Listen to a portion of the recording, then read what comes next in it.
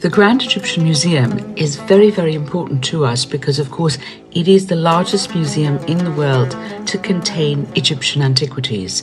There is no other museum of this size containing the remains of one civilizations, and that of ancient Egypt.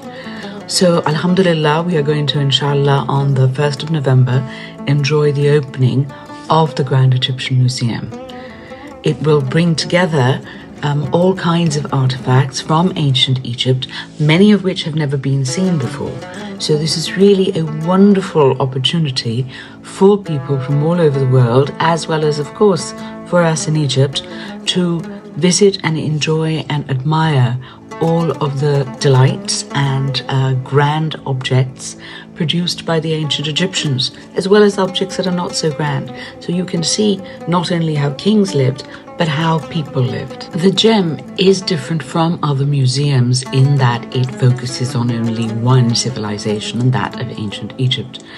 Plus, we have the conservation labs, which are very, very important. This is a place where people can not just look after and restore the artifacts that we have, but also it is a wonderful place where we can carry out research. Masalan, you can do X-rays, you can do scanning, you can do XRF, and all of these things help you in your restoration.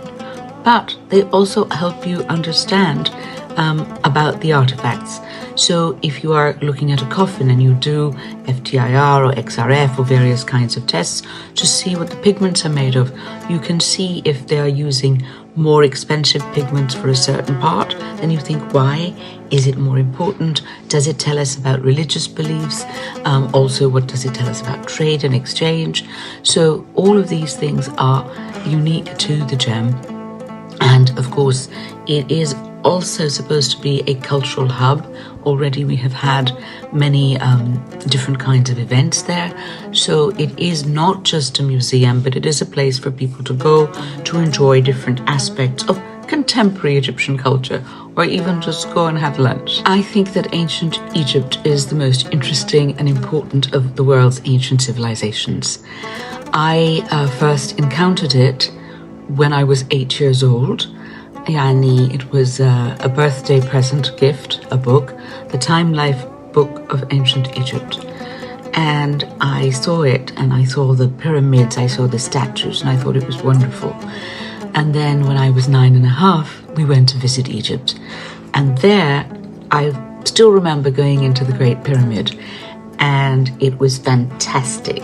And I still remember how it smelled, how it felt like, the grand gallery, and there were no tourists almost, only one other person.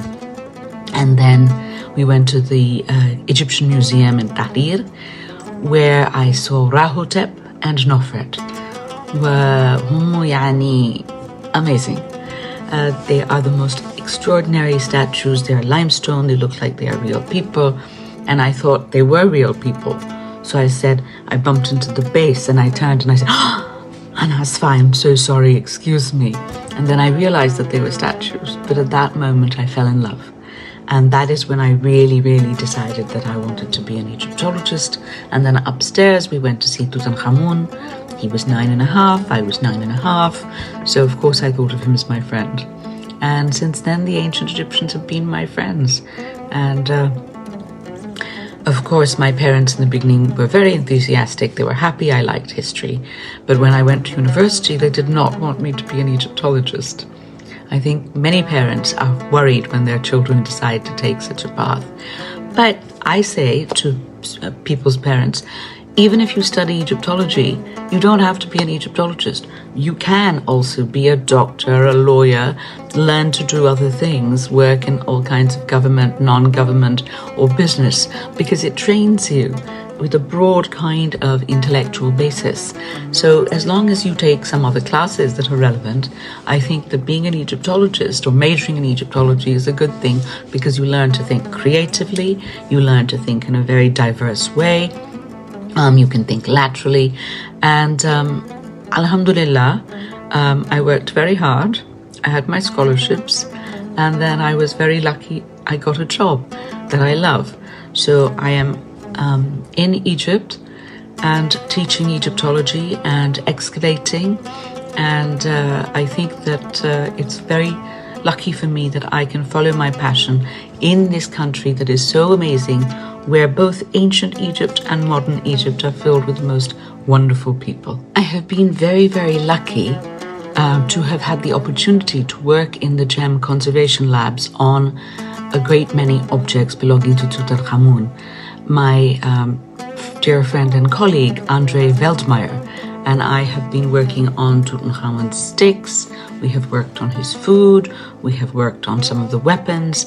So we have had a lot of opportunities to collaborate with our colleagues in GemCC, where it is great because we have the technology, the techniques, the expertise. And so together we have managed to publish papers and write about Tutankhamun. And of course, to be able to use some of the state-of-the-art facilities there has been wonderful. So I'm really looking forward to seeing everything on display. One of the main highlights of this opening of the gem is the tomb of Tutankhamun. This is the first time in history since the discovery of the tomb in 1922 that all of the artifacts belonging to Tutankhamun are going to be on display in the same place, because in the Egyptian Museum at Tahrir we didn't have enough space to put everything on display.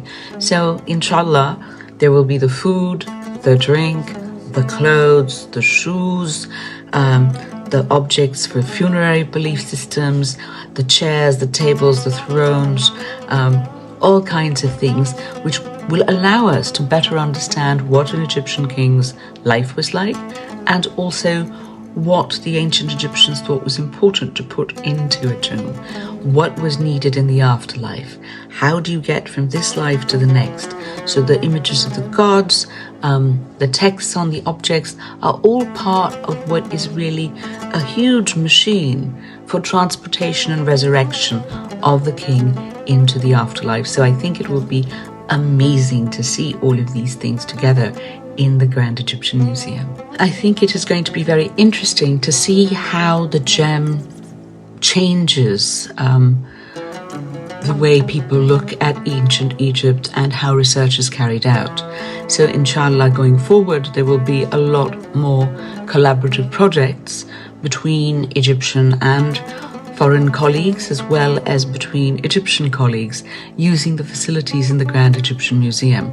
And hopefully this will also be a venue to bring students in, whether they are university students or people who are enthusiastic about ancient Egypt, in order to teach them classes and tell them about what ancient Egypt was, aspects of the art, of the civilization, of the religion, the culture, the technology, because Egypt was a very wealthy and rich and diverse country, not in terms of just gold and wealth like that, but in terms of intellectual wealth and artistic wealth and creativity.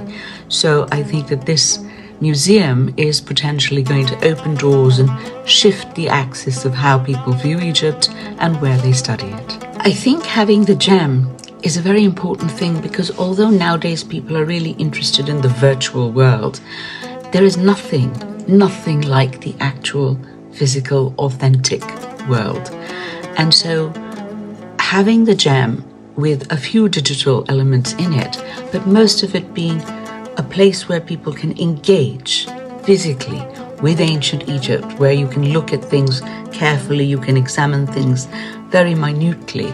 I think it's very important for people to have that experience in life, because as we become increasingly digitized, we lose a sense of reality, and we also fail to actually look at things properly. There's a bit of superficial seeing. So, of course, there is a use for the digital and virtual worlds, and they have their place, but I think that nothing really replaces the actuality. So I do hope that the gem does not make too many more digital experiences. I think that it should be stressing that people have a unique opportunity in their lives to actually see things that were made 5,000, 4,000 years ago. I am really looking forward to the Grand Egyptian Museum's opening, and I cannot wait to go in. So it's going to be fabulous. And as we say, or we used to say when I was a student in Egypt, قشطة. شكرا جزيلا عشان الانترفيو. أنا أسفة أنا مش ممكن أتكلم بالعربي، لكن العربي بتاعتي مكسر. أنا من باكستان، ويعني ممكن في الحفاير أنا أكلم الحاجات كويس، يعني أنا عارفة الكلمة لكن الكلام هناك، لكن مش عشان الانترفيو. لكن أنا عايز أقول لك أنا أحب مصر قوي قوي. أنا أحب الفرعون دي يعني الحياة، وأنا مبسوطة جدا عشان أشوف المتحف الكبير الجراند إيجيبشن ميوزيوم، وإن شاء الله أنا أشوف كل الناس من مصر ودنيا هناك.